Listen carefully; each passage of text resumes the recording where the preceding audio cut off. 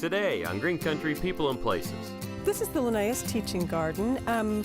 We're a garden to show homeowners what they might be able to replicate in their own garden. You belong among the wildflowers. You belong in a boat out at sea.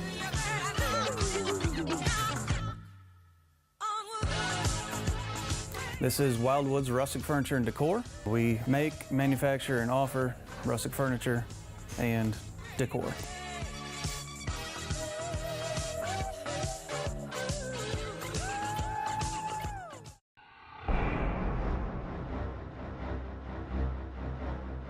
Our mission is to promote patriotism through the preservation of military history as pertains to Oklahoma.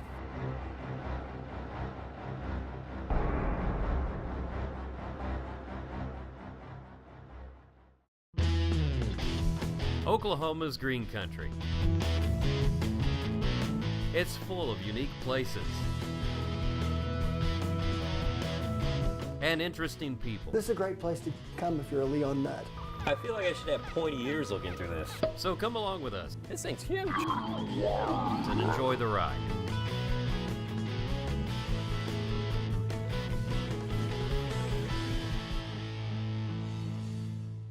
I'm just sitting watching flowers in the rain. Feel the power of the rain making the garden grow. I'm just sitting watching flowers in the rain. Feel the power of the rain keeping me cool. This is the Linnaeus Teaching Garden. We're a garden to show homeowners what they might be able to replicate in their own garden. It's really neat. I mean, we're smack dab in the middle of Woodward Park, right? We sure are. This used to be kind of a forgotten spot. It was the dream of Barry Fugit, our director of horticulture. He wanted a teaching garden somewhere in northeastern Oklahoma, and this is the spot that he chose. And this just isn't a teaching garden. This is a very large place with a lot of different things in it. And you guys had to take a lot of stuff into consideration when you built it, didn't you? Like the trees perhaps behind us. Yeah, it's a couple of acres. It's very densely planted. We've got way too many plants here, so it's pretty high maintenance. If we ever took our hands off of it, it would be a jungle in no time, but we've got a lot of great volunteers that help us out. And these eastern red cedars were here in the beginning. They're about 100 years old, and we built this walkway in order to be able to save the roots of those trees. So you moved it over. So Right, the foundation is done a little differently in order to not go so deep or so close to the trees. This seems to be a happy fellow. This is Carl Linnaeus. We named our garden after Carl Linnaeus. He was a botanist, a naturalist, a teacher, a doctor, a pharmacist. He loved taking students out in the woods. He's the one that's responsible for categorizing plants and animals into genus and species and families and all that. Before that, it was just chaos.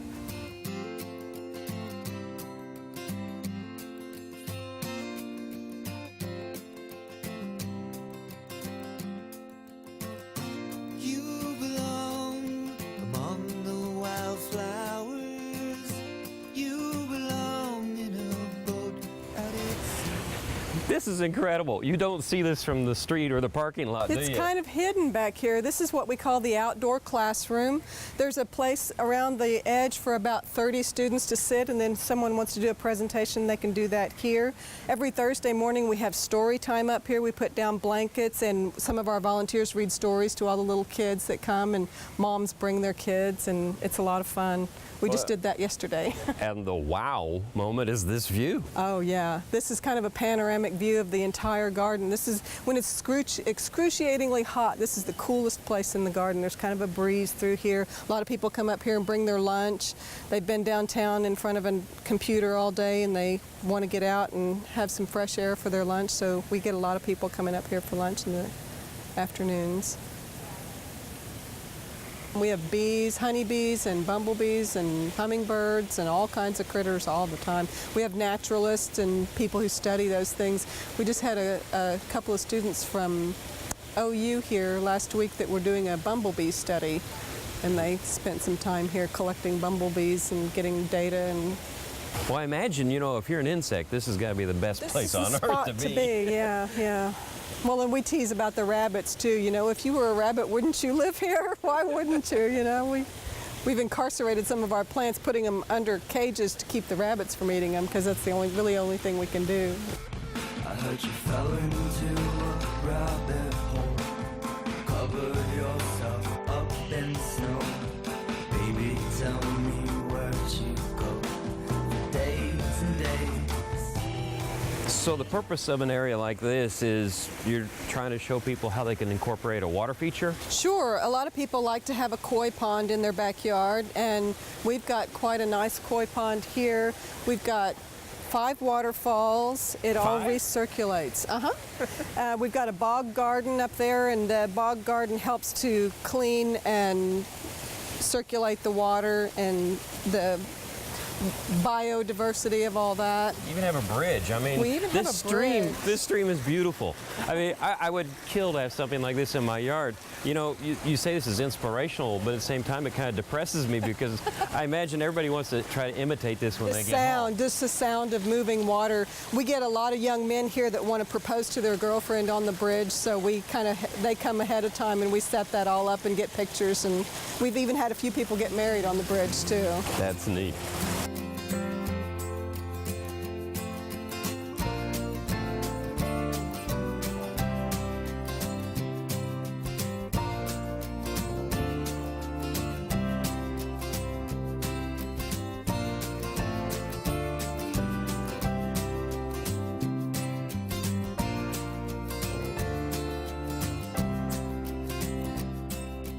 We've got peanuts, asparagus, peas, beans, corn, figs, lemons, limes, Swiss chard, peppers, just about anything you can think of. We're trying to grow it here in the vegetable garden. And why?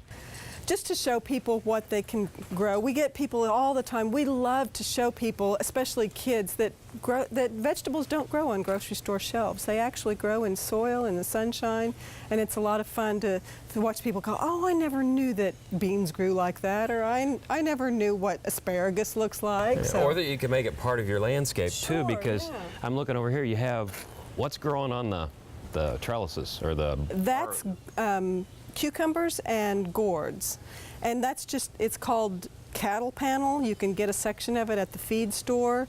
It's just heavy wire, and we just arched it over, and it's a great way to get things up off the ground. Ha! I like it. And it's cool in here too. It's much cooler in here than it is out in the sunshine. Now this is an example of that gardening is just not planting plants, it's also good for your soul, right? Absolutely. This is a nice contemplation garden. It's in the cottage style, linear design with just random plants around. And we get a lot of people, St. John's is right around the corner, and we get a lot of people that have been over there for treatments, and they just need to come into a place that's beautiful, it's in nature, to make them feel better. So we get a lot of people that like to just come and sit and enjoy the garden here. I'm just sitting watching flowers in the rain. Feel the power of the rain. Making me good. Watching flowers in the rain.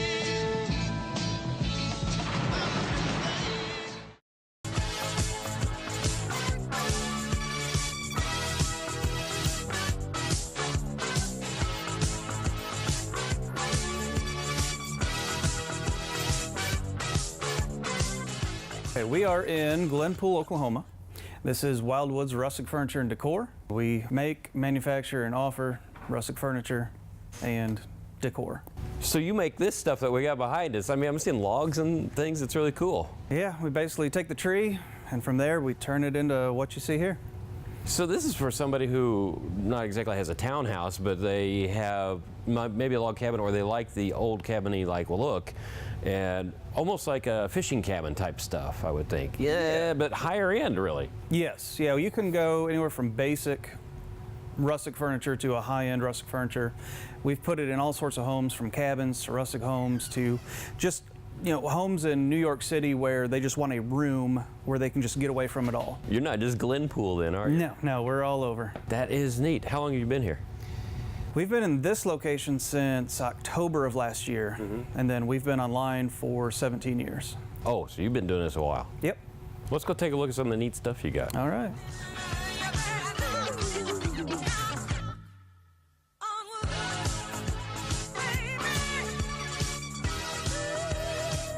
This is amazing. This is huge. Yeah, we use some large logs for some of our beds. I like the worm trails on the wood too. That's really nice.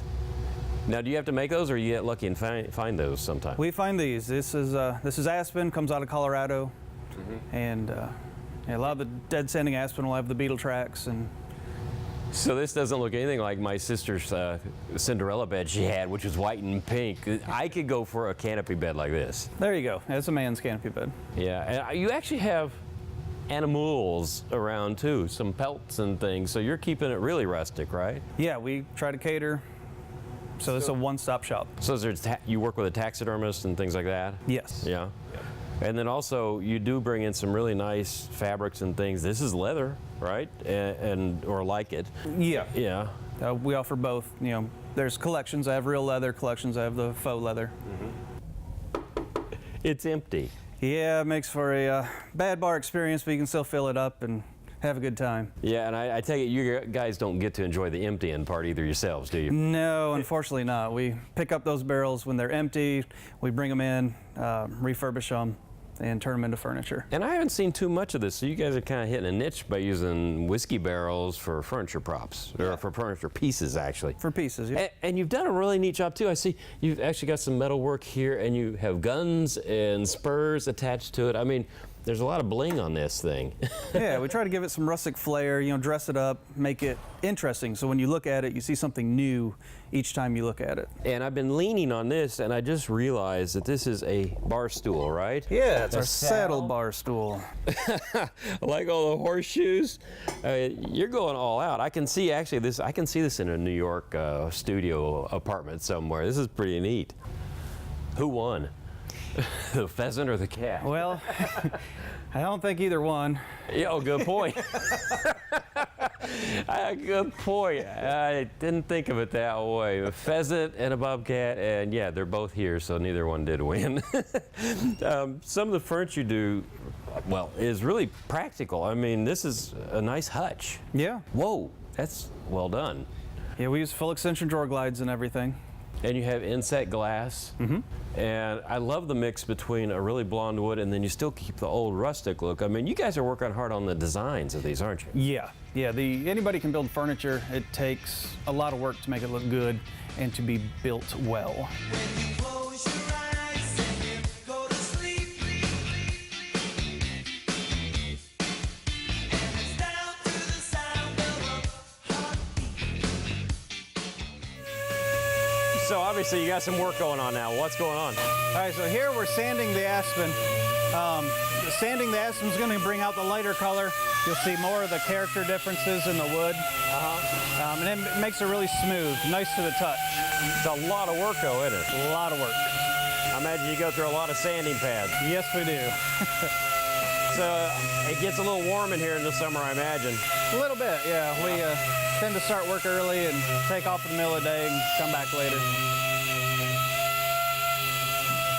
So you see how they sand around the character and it leaves it really visible. A lot like in the bed that we made for True Blood. So he's actually highlighting the bad spots in a way. Yes. Because that makes it look nicer and look more natural. Yep, where the elk have chewed on it. So you work with flatwood too? We do, yeah. This is pine. We distress it and make it look like barnwood without having that reclaimed barnwood price. So that's really good. Yeah, you save some money on it and pass that on to your customer, which is cool. Yep. And speaking of customers, you have a couple big ones, don't you? We have a few, yeah. We've done some big projects in the past. HBO, for example, contacted us. We built a bed for their True Blood show. That's neat. Yeah. And then Disney last week actually contacted us. We're doing some bunk beds for their show called Bunked. It's a new up-and-coming comedy that they're making.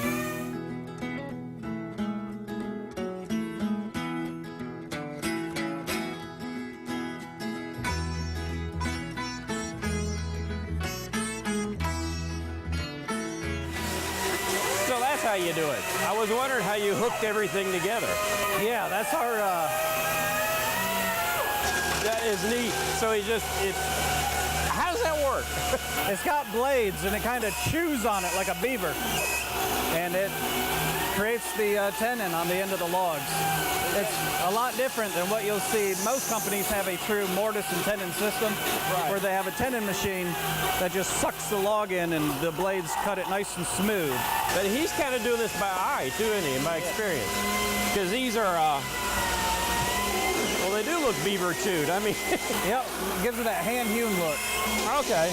And just by experience, he knows the diameter to make that it's going to fit into the hole he drilled, right? Yep. That's a skill. Yeah. That's really a skill.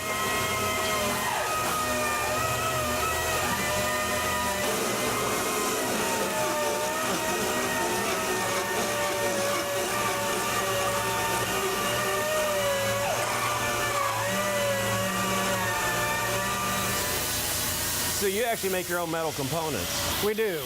Yes, a lot of the metal for the beds, the brackets for the beds. We do everything by hand so that we can ensure it's rock solid, sturdy, good quality. And this is one of the few places I've run into that rust is actually your friend, right? It's a decoration item. Yeah, we have a lot of tables out getting rusted, a lot of scenes getting rusted. People want that rusted look, and then we can spray over them and it locks it in and doesn't create a mess later on. I imagine when you wake up in the morning, it's not like you gotta go to a desk. It's gotta be fun to come to a place like this. It is. After 20 years, you still see something new every day. I once had a girl, or should I say, she once had me. She showed me her room, isn't it good? Norwegian wood.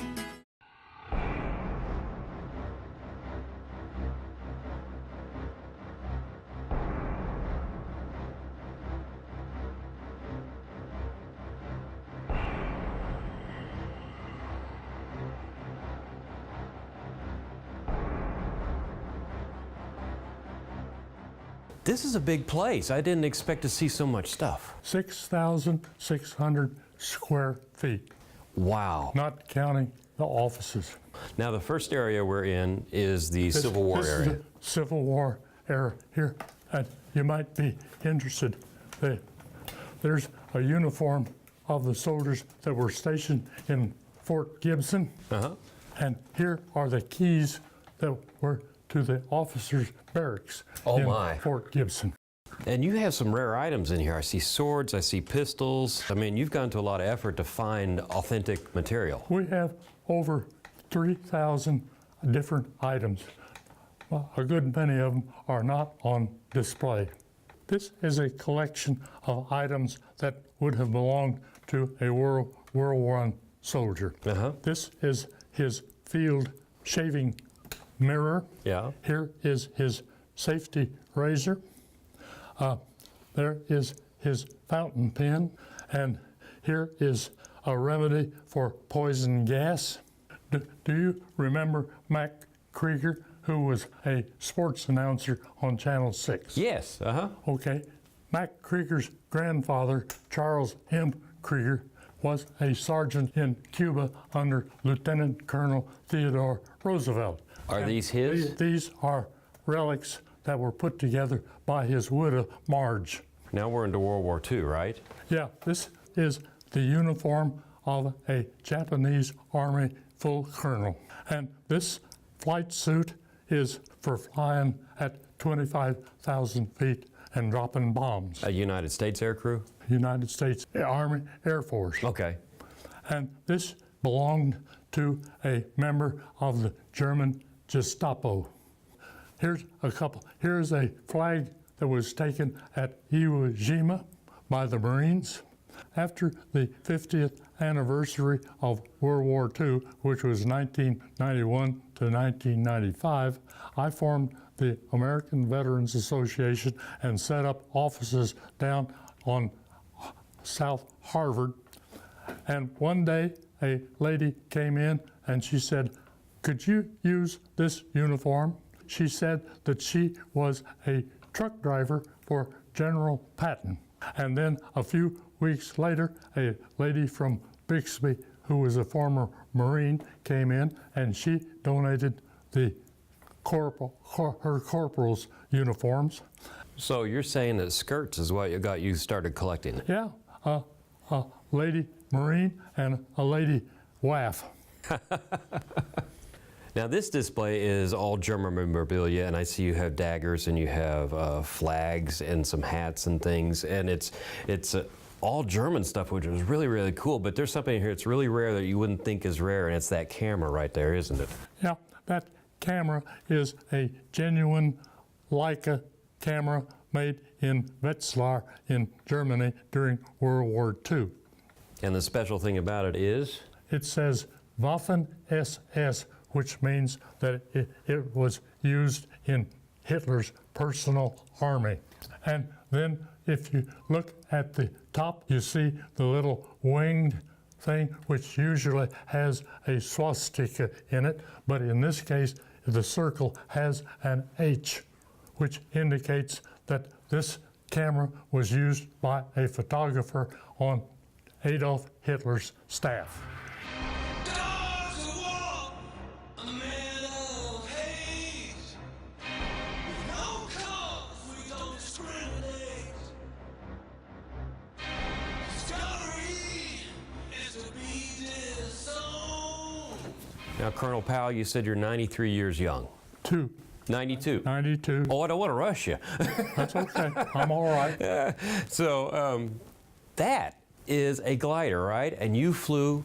That is a scale model of a CG-4A combat glider. How do you make a glider into a combat glider? What do you do? Well, it's not exactly a pleasure craft. It weighs 3,700 pounds. It's capable of carrying 2 pilots and 13 troopers, or it can carry a 75mm pack howitzer. What was your mission then? The mission was to carry either troops or armament or supplies in and sail in behind enemy lines to deliver supplies or whatever. I delivered a 75mm pack howitzer into a war zone in Netherlands. How do you get back out? You're a glider. You fight your way back out. So you flew in, abandoned the plane, It is a one-way trip. and you volunteered. I was a sergeant, and sergeants do not volunteer. Sergeants are told what to do. That is a very unknown thing, I imagine, in World War II. We didn't know about gliders. There were only 6,000 glider pilots. And did you ever have any enemy fire upon you? Or were you so quiet? Or When we crossed over the English Channel and over Belgium, every German down there fired at us.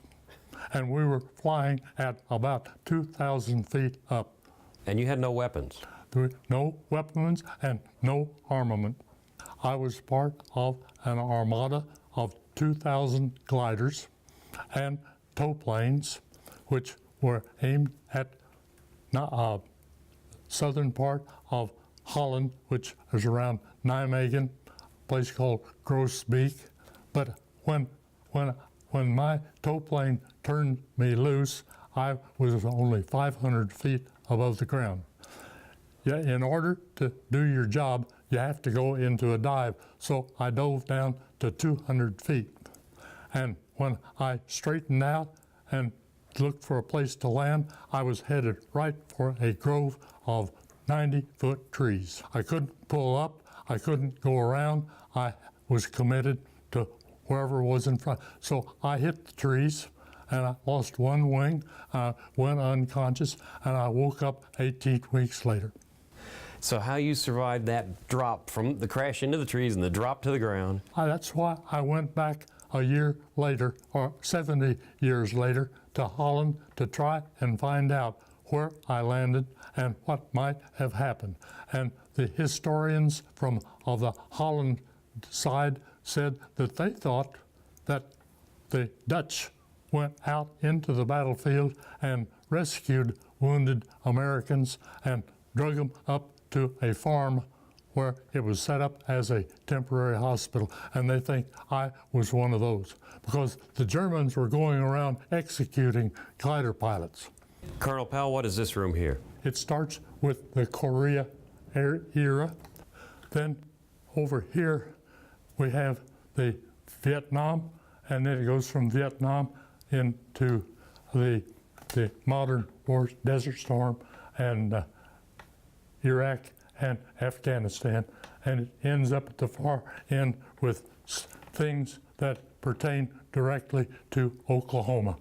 That's the important thing of this whole idea, is that we need to talk about how American wars impact on the American soldier in Oklahoma, his family, and his community. What is the mission statement of the museum? Our mission is appropriate. It is to promote patriotism through the preservation of military history. And I'll add one thing, as pertains to Oklahoma.